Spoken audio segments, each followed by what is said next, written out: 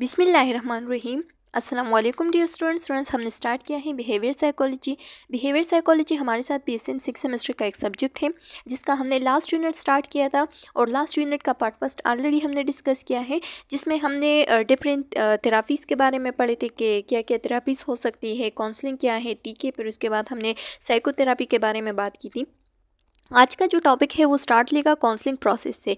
Counselling process क्या होती है? काउंसलिंग प्रोसेस का डिफिनीशन है कि is the systematic way are the process of the organising the counselling effectively. ठीक है, जब हम क्या करते हैं, जब हम एक सिस्टमेटिक वे या प्रोसेस को अप्लाई करते हैं कि काउंसलिंग जो है ना वो सही तरीके से ऑर्गेनाइज कर सके, ठीक है, तो उसके लिए जो वे या जो प्रोसेस यूज़ होती है उसको हम क्या कहते हैं? काउंसलिंग प्रोसेस कह सकते हैं। काउंसलिंग प्रोसेस की तकरीबन 5 स्टेप्स है, लेकिन यहाँ स्लाइड में जो दिए गए हैं वो 6 स्टेप्स है। ठीक है, तो एक एक करके हम डिटेल के साथ पढ़ेंगे और इससे एमसीक्यूज आ सकते हैं, तो इसको आप लोगों ने रिमेंबर रखना है।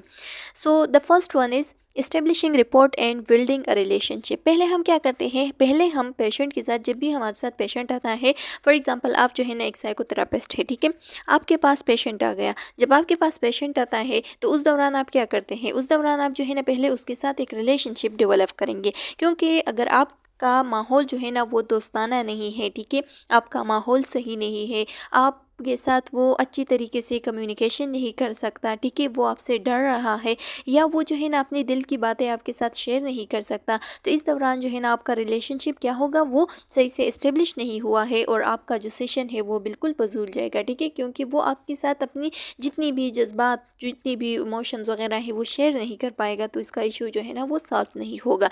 तो जब भी आपके पास पेशेंट आता है तो वो डिफरेंट सेशंस लेंगे पहले, ठीक है, मतलब कि पहले सेशन में जो है ना आपके साथ किसी का रिलेशनशिप और किसी का जो ट्रस्ट है वो डेवलप नहीं होता।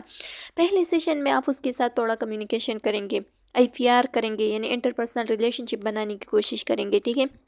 इसके साथ साथ उसके साथ जो है ना थोड़ा रिलेशनशिप और थोड़ा रिपो बनाने की कोशिश करेंगे। जब आप उसका रिलेशनशिप जो है ना वो बिल्डिंग अप होगा, ठीक है, और इसके साथ साथ आप लोगों के दरमियान ट्रस्ट भी डेवलप हो गया, तो नेक्स्ट सेशन में जो है ना आपका जो पेशेंट है वो आपके साथ क्या करेगा, अपनी जितनी भी दिल के बातें हैं, जितनी भी उसके इमोशन है, जितनी भी उसके साथ जो प्रॉब्लम्स है वो आसानी के साथ शेयर करेगा। सो लिखा गया है कि इन द इनिशियल सेशंस, क्या होता है कि सेशन नहीं है, सेशंस है। इस लिखा है कि मतलब ये जो है ना ये डिफरेंट सेशंस होते हैं, ठीक है, सिर्फ एक सेशन में जो है ना पेशेंट का हम इंटरवेंशन वगैरह नहीं कर सकते, बल्कि हम जो है ना डिफरेंट सेशन के साथ पेशेंट का जो प्रॉब्लम है उसको सॉल्व करने की कोशिश करेंगे। The counsellor focus on creating a safe and supportive environment. यहाँ पे काउंसलर जो है ना वो कोशिश करेगा कि एक सेफ और सपोर्टिव इन्वायरमेंट जो है ना वो बनाऊँ, ठीक है, उस पर फोकस करेगा, क्योंकि पेशेंट और जो काउंसलर है, ठीक है, उन दोनों के दरमियान जो है ना रिस्पेक्ट और ट्रस्ट डेवलप होना, इसका सेंस आना बहुत बहुत इंपॉर्टेंट है, ठीक है। जब ये सेंस आएगा तो आईपीआर यानी इंटरपर्सनल रिलेशनशिप बनेगा और इसके बाद जो है ना पेशेंट अपना प्रॉब्लम इस आसानी के साथ शेयर कर सकेगा। Building rapport is crucial for establishing trust and openness between the counsellor and the client. ठीक है, जब आप और पेशेंट का जो रिपोर्ट है वो बन गया है, ठीक है, तो ये बहुत इंपॉर्टेंट है कि इसके साथ साथ आपका जो ट्रस्ट है वो भी डेवलप हो जाए, ठीक है, आप दोनों के दरमियान रिस्पेक्ट और ट्रस्ट दोनों आ जाए। तो इसके साथ साथ जो ओपननेस और जो इसके साथ साथ जो फर्दर जितनी भी मसले मसाइल है क्लाइंट का, तो वो आसानी के साथ शेयर करेगा और वो आसानी के साथ उसका मसला जो है ना वो सॉल्व हो जाएगा। The counsellor work to understand the client perspective and to create a non judgemental space for exploration. ठीक है, क्या होता है कि ट्रस्ट जो है ना वो बहुत फंडामेंटल पार्ट है, तो जब भी आप दोनों के दरमियान ट्रस्ट और अंडरस्टैंडिंग डेवलप हो जाएगी, ठीक है, तो ये चीज़ जो है ना ये पर्सपेक्टिव जो है ना क्लाइंट के लिए बहुत बहुत काम आने वाला है, क्योंकि जो काउंसलर है वो नॉन जजमेंटल क्वेश्चंस करेंगे, ठीक है, ऐसे क्वेश्चन करेंगे कि मतलब उसे जज नहीं करेंगे, ठीक है, जो जब आप किसी को जज नहीं करते ना तो वो आसानी के साथ फिर अपनी सारी जितने भी मसले मसाइल है वो शेयर कर सकते हैं, ठीक है। तो फर्स्ट स्टेप जो है ना वो इंपॉर्टेंट है, उसमें हम क्या करते हैं, ट्रस्ट और जो रिलेशनशिप है उसकी डेवलपमेंट करते हैं। अच्छा, सेकंड स्टेप में लिखा गया है कि असेसमेंट एंड गोल सेटिंग। ठीक है, सेकंड स्टेप में हम असेसमेंट करते हैं।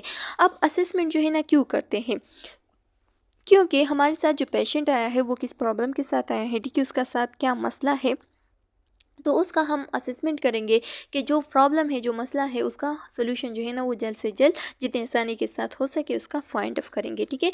तो असेसमेंट में हम जो है ना आप लोग रिमेंबर रखना है कि असेसमेंट में डेटा कलेक्शन इसको हम डेटा कलेक्शन फेज भी कह सकते हैं, ठीक है। और ये जो है ना इसमें हम डेटा कलेक्शन करते हैं। The counsellor conduct to an assessment to gather information about the client background, history and current concern, ठीक है। क्लाइंट की जो हिस्ट्री है, जो उसकी बैकग्राउंड है, फैमिली बैकग्राउंड है, ठीक है, उसकी जो करंट कंसर्न है वो किस चीज़ पे ज़्यादा फोकस कर रहा है आजकल, ठीक है। तो इन सारी बातों का जो जितना भी डेटा है उसको हम इकट्ठा करेंगे, ठीक है, और इसके ज़रिए से हम असेसमेंट कर सकते हैं फिर आसानी से। Together the counsellor and client identify specific goal for the counselling process, ठीक है। जो काउंसलिंग प्रोसेस है ना, तो इसके जो असेसमेंट फेज है उसमें हम क्या करते हैं, अपने क्लाइंट के साथ जो है ना इकट्ठे करके उसके साथ उसके लिए कुछ महसूस से गोल बनाने की कोशिश करते हैं, ठीक है। और फिर उसके लिए एक हम आसानी का रास्ता जो है ना वो उसको, यानी रोड मैप जो है ना वो उसको प्रोवाइड करते हैं, और वो उस पर फिर आसानी के साथ जो है ना क्या करेगा, जर्नी शुरू करेगा, ठीक है। तो सेकंड स्टेप में हम ये करते हैं। थर्ड स्टेप में क्या होता है कि एक्सप्लोरेशन एंड इनसाइट। अब हम एक्सप्लोरेशन करेंगे, ठीक है, कि उसकी जो बिहेवियर, थॉट्स और जो उसकी फीलिंग है वो किस तरीके का है, ठीक है, उसको हम चेक करेंगे।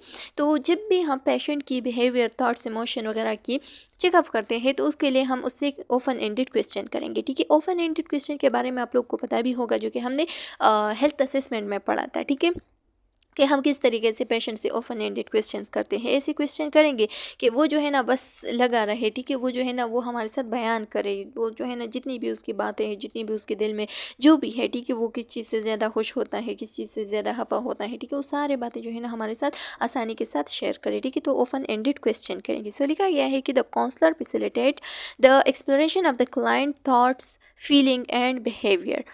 Technique such as open ended question, ठीक है, कौन सा टेक्निक हम यूज़ करते हैं, ओपन एंडेड क्वेश्चन का, रिफ्लेक्टिव लिसनिंग का, ठीक है, and exploration of pattern help the client to gain insight into their challenge, ठीक है।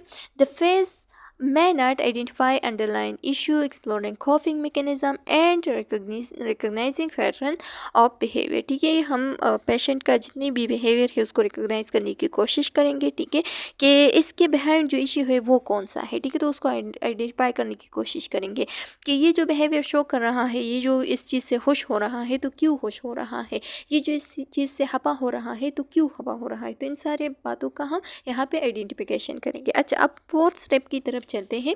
फोर्थ स्टेप जो है ना वो हमारे साथ क्या है, इंटरवेंशन एंड स्किल बिल्डिंग है। इंटरवेंशन में हम क्या करते हैं, अब जो क्लाइंट है उसके साथ जो मसला है, ठीक है, तो उसके लिए अब हम एक थेरापेटिक इंटरवेंशन करेंगे, यानी ऐसी स्ट्रेटजीज वगैरह अप्लाई करेंगे जिसके ज़रिए से उसका जो मसला है वो सॉल्व हो जाएगा, ठीक है। सो लिखा गया है कि the counsellor introduce therapeutic interventions and strategies tailor to the client need. अब जो क्लाइंट की नीड है तो उसको पूरा करने के लिए हम उस पर क्या अप्लाई करेंगे, जो उसका थेरापेटिक इंटरवेंशन और जो स्ट्रेटजीज है, ठीक है, उस पर अप्लाई करेंगे। स्किल बिल्डिंग में इंक्लूडिंग टीचिंग कॉपिंग मैकेनिज्म। अब जो स्किल बिल्डिंग है, ठीक है, तो वो हमारे साथ किस चीज़ में आता है, कॉपिंग मैकेनिज्म में, ठीक है। अगर किसी के साथ स्ट्रेस वगैरह है तो उसको हम स्ट्रेस टेक्निक सिखाएंगे कि किस तरीके से आपने स्ट्रेस को मैनेज करना है, ठीक है। अगर किसी का कम्युनिकेशन स्किल अच्छा नहीं है तो उसको हम क्या करेंगे, उसके लिए पर डिफरेंट थेरापीज़ आगे आ रहे हैं सिनेरियो में, ठीक है। तो उसके ज़रिए से उसका जो कम्युनिकेशन स्किल वगैरह है उसको हम इम्प्रूव करने की कोशिश करेंगे। अच्छा, the counsellor collaborate with the client and develop and practice the skill, ठीक है। अब जो काउंसलर है वो अपने क्लाइंट के साथ मिलकर कोलैबोरेशन में, ठीक है, एक रिलेशनशिप बनेगा उन दोनों का। अब ग्रुप में मिलकर वो दोनों जो है ना क्या करेगा, इन सारे स्किल्स पे जो जिसके साथ उसका जो मसला है वो मैनेज हो सकता है, तो इस पर बार बार प्रैक्टिस करेगा ताकि जो क्लाइंट है वो भी आदी हो जाए, ठीक है। अच्छा, नेक्स्ट हमारे साथ जो फिफ्थ वन है वो है एक्शन एंड चेंज। अब उस पर वो स्किल्स जो है ना वो अप्लाई हो गए हैं तो उसको हम देखेंगे कि आया कोई चेंज आ रहा है कि नहीं, ठीक है, आया जो गोल्स वो पूरा करना चाहता है क्या वो पूरे हो रहे हैं कि नहीं। The client takes proactive steps towards achieving their goals and making positive change in their lives. The counselor support the client in implementing strategies discussed during the counseling session, ठीक है। इसमें क्या होता है, इसमें क्लाइंट जो है ना उस पर डिफरेंट स्ट्रेटजीज अप्लाई हो गए हैं, ठीक है, डिफरेंट सेशंस उसने ले लिए हैं। अब वो उस सेशन क्या वो उस क्लाइंट को सपोर्ट कर रहा है कि नहीं, उसके लाइफ में पॉजिटिव चेंजेस आ रहे हैं कि नहीं, वो अपने गोल्स को पूरा कर रहे हैं कि नहीं। तो ये सारे जितनी भी चीज़ें हैं इसको हम action and change of the counselling process step में देखेंगे, ठीक है। दिस पेज में इन्वॉल्व ओवरकमिंग ऑब्स्टिकल्स। अब यहाँ पे हमारे साथ जितनी भी रुकावटें आ रहा है, ठीक है, तो क्या ये जो स्ट्रेटजीज़ वगैरह है ये उस रुकावटों पे काबू पा रहा है कि नहीं, इसको चेक करेंगे। क्या वो पेशेंट जो है ना उसकी जो नीड्स है वो कंप्लीट हो रहे हैं कि नहीं, क्या पेशेंट इन सारे स्ट्रेटजीज़ के साथ एडजस्ट हो रहा है कि नहीं। तो इन सारी बातों का हम यहाँ पे एक जायज़ा लेंगे, ठीक है। अच्छा, अब जो सिक्स्थ वन लास्ट स्टेप है तो वो हमारे साथ है इवाल्वेशन एंड टर्मिनेशन। अब इवाल्वेशन में हम क्या करेंगे, यानी यही चेंजेस जो है ना वो दोबारा से पीरियडिकली यानी स्टेप बाय स्टेप हम इसको चेक करेंगे कि आया वो चेंजेस फर्दर जो प्रोसेस हो रहे हैं कि नहीं, उसका प्रोग्रेशन स्टार्ट है कि नहीं, क्या पेशेंट की जो नीड है वो कंप्लीट हो रहे हैं कि नहीं। तो यहाँ पे भी वही चेक करेंगे, ठीक है। यानी ये जो फिफ्थ और सिक्स स्टेप है ये तकरीबन सेम है, ठीक है। लेकिन यहाँ पे हम डायरेक्ट ही टर्मिनेशन की तरफ फिर जाएंगे। आया अगर पेशेंट का जो गोल्स है वो कंप्लीट हो रहे हैं, ठीक है, उसमें पॉजिटिव चेंजेस आ रहे हैं, तो यहाँ पे हम डिसाइड करेंगे कि अब आप जो है ना ठीक हो रहे हैं। अब आप पे ये जितनी भी स्टेप्स है और जितनी भी स्ट्रेटजीज़ मैंने आप लोगों को बताया है, तो ये जो है ना ये क्या करे, इंडिपेंडेंटली अब अपने आप पे उसको क्या करे, उसको कंटिन्यू रखे, ठीक है। आगे जाके भी इसको कंटिन्यू रखना है, ठीक है। खुद के लिए अपने आप के लिए स्टेप लेना है, अपने आप का ख्याल रखना है, ठीक है। तो ये सारे जितनी भी बातें हैं इसको समझाएंगे और जो हमारा गोल है वो कंप्लीट हो गया है, अब पेशेंट से हम टर्मिनेशन करेंगे, ठीक है। यानी उसको अब रुखसत करेंगे कि आपका जो सेशन है वो कंप्लीट हो गया है। अच्छा, अब जो लास्ट ऑब्जेक्टिव है वो हमारे साथ है counselling technique and various scenario. ये जो सिनेरियो है ये बहुत इंपॉर्टेंट है, इससे डिफरेंट क्वेश्चंस आएंगे, ठीक है। और इस पे बहुत सारे और भी सिनेरियो है जो कि आप लोग यूट्यूब पे सर्च कर सकते हैं, गूगल पे सर्च कर सकते हैं, ठीक है। तो इससे बहुत सारे डिफरेंट टाइप ऑफ सिनेरियो जो है ना वो ज़रूर देखिए, क्योंकि उससे एमसीक्यूज़ आ सकते हैं, ठीक है। तो यहाँ से एमसीक्यूज़ किस तरीके के उठाया जाएगा, यानी इसमें लिखा गया है कि counselling technique and various scenario. अगर हमारे साथ कोई पेशेंट है किसी भी प्रॉब्लम के साथ आया है, ठीक है, तो उसके लिए कौन सी थेरापी हम यूज़ करते हैं और उस थेरापी को हम किस तरीके से उस पर अप्लाई करते हैं, ठीक है। तो इसकी बातें जो है ना वो यहाँ पे लिखे गए हैं। अब लिखा गया है कि फॉर एग्जांपल हमारे साथ एक पेशेंट आया है, ठीक है, वो एंजाइटी एंड स्ट्रेस के साथ है, तो उसका जो एंजाइटी एंड स्ट्रेस मैनेजमेंट है वो कौन से टेक्निक के साथ हम कर सकते हैं। तो टेक्निक के बारे में लिखा गया है कि रिलैक्सेशन एंड माइंडफुलनेस ट्रेनिंग, ठीक है।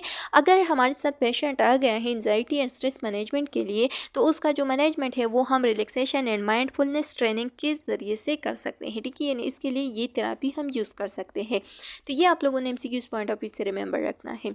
सो लिखा गया है कि the counsellor may teach the client deep breathing exercise, progress muscles relaxation or guiding imaginary and help to help manage anxiety, ठीक है। कि क्या होता है कि जो पेशेंट है अगर वो हमारे साथ स्ट्रेस और एंजाइटी के साथ आया है, ठीक है, तो उसको मैनेज करने के लिए जो काउंसलर है वो क्लाइंट को सिखाएगा कि आप जो है ना डीप ब्रीथिंग ले ले, ठीक है।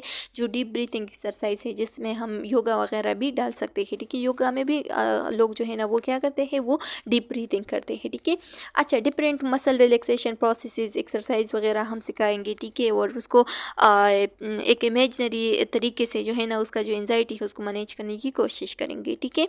Mindfulness technique such as meditation असल में ये जो योगा वगैरह एक्सरसाइज होते हैं ना इसको कहते हैं, ठीक है। And awareness of the present moment can also be introduce to reduce stress, ठीक है। और जितने भी ये अवेयरनेस है, ठीक है, तो वो सब उस पर अप्लाई करेंगे ताकि पेशेंट का जो स्ट्रेस है वो मैनेज हो सके, वो थोड़ा रिड्यूस हो सके। तो स्टूडेंट्स अब इससे ऐसा एमसीक्यूज आ सकता है कि अगर फॉर एग्जांपल हमें लिखा गया हो कि the counsellor may teach the client deep breathing exercise, progress muscle relaxation or guided imaginary to help manage anxiety, ठीक है। तो ये जो है ना ये कौन से टाइप के लिए हम ये टेक्निक यूज़ कर सकते हैं, यानी कौन से डिजीज़ के लिए या कौन से प्रॉब्लम के लिए ये टेक्निक जो है ना हम यूज़ कर सकते हैं। तो फिर आप लोगों ने याद रखना है कि एंजाइटी एंड स्ट्रेस मैनेजमेंट के लिए, और अगर लिखा गया हो ये सारा स्टेप, ठीक है, ये जो जितना भी यहाँ से लेकर यहाँ तक है, ठीक है, तो लिखा गया होगा कि ये कौन से टेक्निक में आता है, तो फिर आप लोगों ने ये नाम याद रखना होगा, ठीक है, कि रिलैक्सेशन एंड माइंडफुलनेस टेक्निक में आता है। अब जो दूसरा सिनेरियो है वो हमारे साथ है communication and issue and relationship. अगर कोई पेशेंट ऐसा आया है जिसको कम्युनिकेशन इशू है, ठीक है, वो अपने दिल के बातें जो है ना वो शेयर नहीं कर सकता, वो अपना उसकी जो फीलिंग है वो बाहर नहीं निकाल सकता, अपने पार्टनर के साथ शेयर नहीं कर सकता, ठीक है, कम्युनिकेशन इशू है, उसे डर लगता है कि अगर मैं अपनी फीलिंग को जाहिर करूँ कहीं ऐसा ना हो कि मुझे छोड़ के चली जाए या चला जाए, ठीक है। तो ये सब इश्यूज़ में अब कौन सा टेक्निक हम यूज़ कर सकते हैं। सो इसके लिए जो टेक्निक यूज़ हो रहा रहा है वो है active listening and reflective communication. ठीक है, हम क्या कहेंगे, पेशेंट से कहेंगे कि एक्टिव लिसनिंग करना है, ठीक है, बात को सही तरीके से सुनना है और फिर उस पर जो रिफ्लेक्ट है वो भी अच्छी खासी तरीके से करना है। जैसे कि the counsellor help client improve communication by teaching active listening skill. ठीक है, जो काउंसलर है वो पेशेंट की हेल्प करेगा कि आपने क्या करना है, आपने अच्छी तरीके से जो लिसनिंग स्किल है उसको इम्प्रूव करना है। ठीक है, अच्छी तरीके से आपने लिसनिंग करनी है। Relative communication involves paraphrasing and summarizing that the other person has said, promoting understanding and validation। ठीक है, क्या होता है कि रिफ्लेक्टिव कम्युनिकेशन में क्या होता है कि इसमें हम पेशेंट को एक बात बताते हैं, ठीक है, और उससे फिर पूछते हैं कि मेरी इस बात का क्या मतलब है। ठीक है, आपने इस बात का क्या मतलब निकाला, मैंने जो बात की ना इसको आप दोबारा से इसकी रिहर्सल करो, ठीक है, इसको वैलिडेट करो और आप बताओ कि मेरा क्या मतलब था यहाँ पे। ठीक है, या अगर पेशेंट कोई बात करे, ठीक है, तो उसका हम माइंड चेक करते हैं, क्या है इसका माइंड पॉजिटिव है या नेगेटिव है या कौन सा माइंड इस यूज़ कर रहा है। ठीक है, ये किसी के बात का पॉजिटिव की तरफ, पॉजिटिविटी की तरफ उसको लीड करता है या नेगेटिविटी की तरफ। तो इसमें हम पेशेंट से कहते हैं कि आप इस सेंटेंस को पैराफ्रेज करें, ठीक है, अपने वर्ड्स में कि इसका मतलब क्या था, तो वो फिर हमें बताएगा कि इसका ये मतलब था, ये मतलब था। तो इसके ज़रिए से उसका जो रिफ्लेक्शन है उसको हम थोड़ा पॉजिटिविटी की तरफ लीड करेंगे। ठीक है, और वो जो है ना फिर उसका जो कम्युनिकेशन स्किल है वो भी इम्प्रूव होता जाएगा। ठीक है, उसको फिर डर नहीं लगेगा। नेक्स्ट हमारे साथ है ग्रीफ एंड लॉस। अब जो ग्रीफ एंड लॉस है, ठीक है, यानी अगर किसी पे गम गुजरा है, किसी का लव वन जो है ना वो लॉस हो गया है, ठीक है, या कोई लव वन चीज़ जो है ना वो लॉस हो गया है, तो उस दौरान जो है ना वो उसके लिए हम कौन सा टेक्निक यूज़ करते हैं। तो ये जितने भी टेक्निक्स है इसको रिमेंबर रखना है। ठीक है, मैं बार बार बता रही हूँ कि MCQs आ सकते हैं। ठीक है, अच्छा, grief counselling and narrative therapy. Narrative therapy के बारे में आप लोग जानते हैं कि इसमें हम नरेशन का यूज़ करते हैं, मतलब कि बयान करना। ठीक है, जितनी भी उसके साथ जो मसला है, अगर उसका कोई लव वन लॉस हो गया है, ठीक है, उसका ब्रेकअप हो गया है, जो भी हो गया है, तो उससे हम कहते हैं कि आप बयान करें, आप मुझे बताएं, ठीक है, कि क्या हुआ था, क्यों हुआ ऐसा। ठीक है, तो उस दौरान हम जो है ना हम देखते हैं कि अब ये जो क्या है, ये जो क्लाइंट है ये क्या फ़ील कर रहा है, उस बंदे के लिए इसकी क्या फ़ीलिंग थी, ठीक है, और इससे क्या गलती हो गई है इस दौरान इस रिलेशनशिप में, ठीक है, और उसकी क्या गलती थी, तो तब जो है ना हम उसको फिर समझाएंगे। सो लिखा गया है कि grief counselling and narrative therapy, the counsellor employ grief counselling technique to help the client navigate the stage of grief. ठीक है, इसमें क्या होता है, इसमें जो क्लाइंट हमारे साथ आया है तो वो ग्रीफ के साथ आया है, तो इसमें जो क्लाइंट होता है वो कोशिश करता है ऐसा टेक्निक उस पर अप्लाई करे कि वो जो है ना ग्रीफ से निकल जाए। ठीक है, जो ग्रीफ है उससे वो निकल जाए। Narrative therapy may be use to explore and reframe the client understanding and of loss of the loss, helping them construct a meaningful narrative. ठीक है, और पेशेंट से कहता है कि आप बयान करें, अपनी जितनी भी स्टोरी है उसको बयान करें। ठीक है, आपसे क्या लॉस हो गया है, ठीक है, आप जो है ना लॉस का जो मीनिंग है वो किस तरीके से निकाल सकते हैं। ठीक है, उससे हम पूछेंगे, बार बार पूछेंगे, तो इसके ज़रिए से उसकी जितनी फीलिंग वगैरह है वो हमें पता चलेगा और इसके ज़रिए से हम फिर पेशेंट की हेल्प कर सकेंगे। ठीक है, अच्छा, फिर नेक्स्ट हमारे साथ जो सिनेरियो है वो है सब्सटेंस अब्यूज़। अब सब्सटेंस अब्यूज़ के साथ अगर कोई पेशेंट आया है, ठीक है, वो एडिक्टिव बन गया है, चाहे वो अल्कोहल के साथ अब्यूज़ हो गया हो, चाहे वो किसी मेडिसिन ड्रग वगैरह के साथ हो, ठीक है, तो उस दौरान हम उसके लिए कौन सा टेक्निक जो है ना वो यूज़ कर सकते हैं जिसके ज़रिए से उसका जो अब्यूज़ है वो क्या हो सके, वो सॉल्व हो सके। ठीक है, तो लिखा गया है कि टेक्निक उसके लिए जो यूज़ करते हैं उसको हम कहते हैं मोटिवेशनल इंटरव्यूइंग। ठीक है, मोटिवेशनल इंटरव्यूइंग का मतलब ये है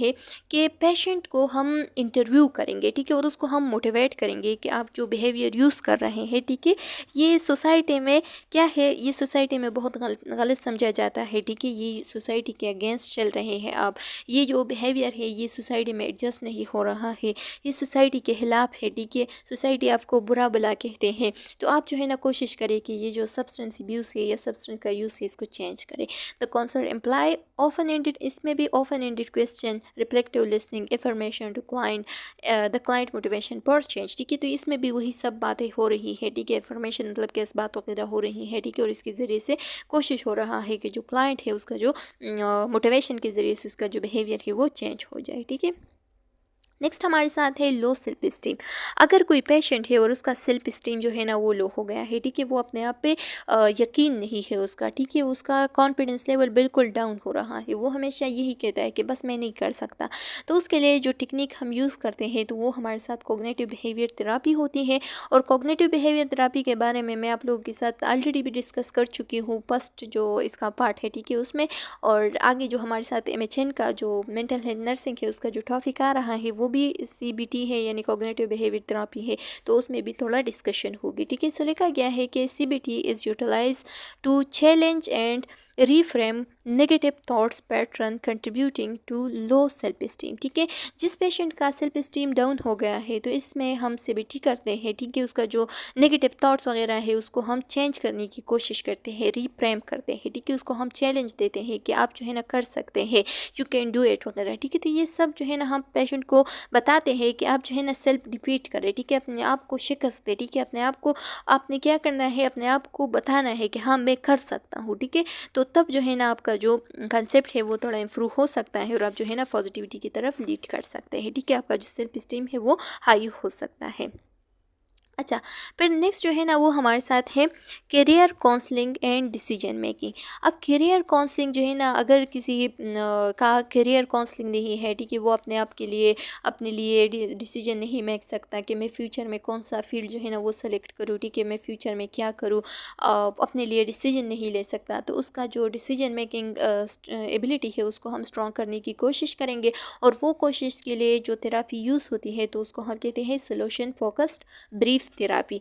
सोल्यूशन फोकस्ड ब्रीफ थेरापी में क्या होता है, the counsellor help the client focus on solution and set specific achievable goal. इसमें जो क्लाइंट होता है उसके लिए हम कुछ अचीवेबल गोल जो है ना उसको सेट करते हैं, ठीक है, और पेशेंट से कहते हैं कि आपने अपने लिए खुद जो है ना डिसीजन करना है, ठीक है, अपने लिए खुद जो है ना इस एक चीज़ पे, एक जो प्रॉब्लम है आपका, ठीक है, उस पर आपने कवर करना है, उस पर फोकस करना है और उसके लिए कुछ स्पेसिफिक गोल्स वगैरह जो है ना वो रखने हैं, ठीक है, और फिर आपने खुद ही उसके लिए डिसीजन बनानी है, ठीक है, कि हाँ ये काम मैं कर सकता हूँ। लेकिन ये जो है ना ये ज़्यादातर हर इंसान के लिए डिसीजन मेकिंग होना जो है ना बहुत मुश्किल होता है। लेकिन कभी कभार इंसान जो है ना वो बिल्कुल एबनॉर्मल सी हो जाती है, जैसे कि वो छोटी छोटी चीज़ों के लिए भी फिर दूसरों से बार बार पूछते हैं ऐसा करूँ कि नहीं, ये कपड़े खरीदूँ या वो कपड़े, ये रंग मुझ पर अच्छा लगेगा या वो रंग, ठीक है। आप जो है ना अपने लिए खुद डिसीजन मेकिंग करो, आप जो है ना खुद के लिए खुद ही अच्छा सोच सकते हो, ठीक है। दूसरे को क्या पता है कि आप पे क्या अच्छा लगता है, क्या बुरा लगता है, तो खुद जो है ना खुद के लिए खुद ही डिसीजन मेकिंग वगैरह करना ये अच्छी बात है, ठीक है। तो इसके लिए जो थेरापी यूज़ होती है उसको हम क्या कहते हैं, सोल्यूशन फोकस्ड ब्रीफ थेरापी, ठीक है। अच्छा, अब जो नेक्स्ट है वो हमारे साथ है फैमिली कन्फ्लिक्ट। फैमिली कन्फ्लिक्ट जो है ना ये हमारे साथ एक ऐसा कन्फ्लिक्ट होता है जैसे कि फॉर एग्जांपल आपकी बीवी जो है ना वो एडजस्ट नहीं हो रही है आपके घर वालों के साथ, ठीक है, यानी जो सास बहू की लड़ाई होती है ये सब, ठीक है, तो ये फैमिली कन्फ्लिक्ट्स में आते हैं। तो इसके लिए फिर आपने क्या करना है, फैमिली सिस्टम थेरापी रखती है, ठीक है, और उसमें हम देखते हैं कि कि आया ये जो फैमिली है ये डायनामिक के साथ एक दूसरे को ट्रीट कर रही है कि नहीं, ठीक है। अगर कोई ज़्यादती वगैरह हो रही है तो तब जो है ना हम क्या कहते हैं पेशेंट से कि आप जो है ना अपने लिए अलग घर जो है ना वो सेलेक्ट करो, ठीक है, अलग घर ले लो या अलग घर में एडजस्ट होने की कोशिश करो। तो ये सब बातें जो है ना ये हमारे साथ फिर फैमिली कन्फ्लिक्ट्स वगैरह में आते हैं, ठीक है। उसके लिए जो थेरापी यूज़ करते हैं उसको हम क्या कहते हैं, फैमिली सिस्टम थेरापी कहते हैं। अच्छा, अब जो लास्ट वन है वो हमारे साथ है ट्रॉमा। अगर किसी के साथ ट्रॉमा या पोस्ट ट्रॉमेटिक स्ट्रेस डिसऑर्डर हो, ठीक है, तो उस दौरान हम एक जो टेक्निक यूज़ करते हैं उसको हम eye moment desensitisation and reprocessing यानी EMDR कहते हैं, ठीक है। ये थेरापी ऐसी थेरापी होती है कि अगर कोई पेशेंट है, ठीक है, और वो पर किसी भी झगड़े वगैरह को फिर देखते हैं जैसे कि उससे पहले हो गया हो, ठीक है, यानी उसका एक्सीडेंट हुआ है, ठीक है, तो वो जब भी फिर वो किसी गाड़ी वगैरह को देखते हैं तो वो जो है ना डायरेक्ट ही पैनिक हो जाता है। तो इस दौरान हम क्या करते हैं, इस दौरान जो है ना हम पेशेंट का एक थेरापी करते हैं जिसको हम आई मोमेंट डिसेंसिटाइजेशन कहते हैं, ठीक है। उसके आंखों के सामने जो है ना थोड़ा थोड़ा सा रिस्की ऐसा एक्सीडेंट वगैरह करना, थोड़ा थोड़ा सा, ठीक है। ये नहीं उसके सामने सिर्फ एक डायग्राम वगैरह बनाते हैं कि ये दोनों गाड़ी आ रहे हैं, ठीक है, ये ऐसा करेंगे ऐसा करेंगे, यहाँ पे जाएंगे, यहाँ पे जो है ना आप दोनों टकरा रहे हैं, ठीक है। तो आप जो है ना आप क्या करेंगे, आप जो है ना इस सिचुएशन में ये डिसीजन ले सकते हैं, ये डिसीजन ले सकते हैं, आप ऐसा कर सकते हैं ऐसा। तो वो थोड़ा जो उसकी आई मोमेंट है वो डिसेंसिटाइज हो जाएगा, ठीक है, वो उस चीज़ के साथ जो है ना फेमिलियर हो जाएगा। जब वो गाड़ी वगैरह के साथ फिर फेमिलियर हो जाती है तो वो जो है ना आसानी के साथ फिर आगे ज़िंदगी में उन सारी सिचुएशन का सामना कर सकती हैं, ठीक है। तो ये जो है ना ये हमारे साथ जो इसके लिए जो थेरेपी यूज़ होती है तो उसको हम eye moment desensitisation and process reprocessing कहते हैं, ठीक है। सो लिखा गया है कि EMDR is use to process traumatic memories and reduce distress association and traumatic experience. वही बात है, ठीक है, कि जितनी भी ट्रॉमेटिक एक्सपीरियंस, जितनी भी ट्रॉमेटिक मेमोरीज वगैरह है उसको रिड्यूस करने की कोशिश करते हैं इस थेरेपी के ज़रिए से। The counsellor guide the client through a structure process, ठीक है। इसके लिए एक स्ट्रक्चर प्रोसेस होती है जिसको हम क्या कहते हैं, bilateral stimulation to facilitation adaptive information processing, ठीक है। bilateral stimulation, इसमें दो स्टिमुलाई जो है ना उसको यूज़ करते हैं, ठीक है, और उसके ज़रिए से उस प्रोसेस जो पेशेंट है उस तक जितनी भी इंफॉर्मेशन वगैरह है उसको प्रोवाइड करने की कोशिश करते हैं और पेशेंट से कहते हैं कि ये जो है ना ये डेली लाइफ की आम रूटीन में ये सारे सिचुएशन आ सकते हैं, तो आपने घबराना नहीं है, आगे ज़िंदगी जीनी है, ठीक है, इसके साथ ज़िंदगी गुजारनी है। तो ये सब जो है ना ये हमारे साथ फिर इसका मैनेजमेंट होता है, ठीक है। तो चलिए स्टूडेंट्स, यहाँ तक हमारा जो चैप्टर है वो कंप्लीट हो गया है। उम्मीद है कि आप लोग को समझ आ गया होगा। फिर भी अगर कोई क्वेश्चन कम्प्लिकेशन है तो यहाँ से ये जो रेफरेंस है यहाँ से भी आप लोग दे सकते हैं, ठीक है। और कोई भी क्वेश्चन कम्प्लिकेशन है तो कमेंट सेक्शन में भी पूछ सकते हैं। नेक्स्ट वीडियो मिलते हैं, तब तक के लिए अल्लाह हाफिज़।